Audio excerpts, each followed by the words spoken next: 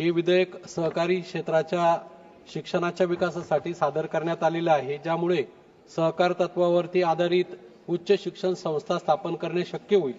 परंतु काही महत्त्वाच्या मुद्द्यांवरती चर्चा करणं आवश्यक आहे।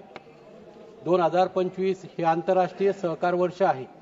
2022-23च्या अर्थसंकल्पामध्ये पुणे येथे वैकुंठ मेहता राष्ट्रीय सहकारी व्यवस्थापन संस्थेचं रूपांतर पूर्णपणे स्वतंत्र संस्थेमध्ये करण्यासाठी 11 कोटीची तरतूद केलेली होती आणि ही सुरुवात व्हॅमनिकॉमचे रूपांतर देशातील पहिल्या सहकारी विश्वविद्यापीठामध्ये करण्याच्या दिशेने पडलेलं पहिलं पाऊल होतं असं मानलं जात होतं।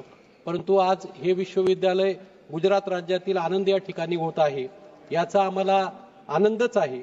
परंतु ज्या महाराष्ट्रामध्ये भारतातील सर्वात जास्त सहकाराचं क्षेत्र आहे, ज्या महाराष्ट्राला सहकारामध्ये स्वर्गीय वैकुंठभाई मेहता, स्वर्गीय धनंजय गाडगीळ, स्वर्गीय यशवंतराव चव्हाण साहेब, स्वर्गीय शंकरराव मोहिते साहेब, स्वर्गीय तात्यासाहेब कोरे, स्वर्गीय वसंतदादा पाटील, स्वर्गीय राजाराम बापू पाटील, आदरणीय शरदचंद्रजी पवार साहेब, अनेक सहकार नेत्यांनी महाराष्ट्राला खऱ्या अर्थानं घडवण्याचं काम केलं। या ठिकाणी सहकार राज्यमंत्री मुरलीधर अण्णा मोहोळ यांना देखील माहीत आहे की महाराष्ट्रामध्ये सहकाराचं जाळं फार मोठं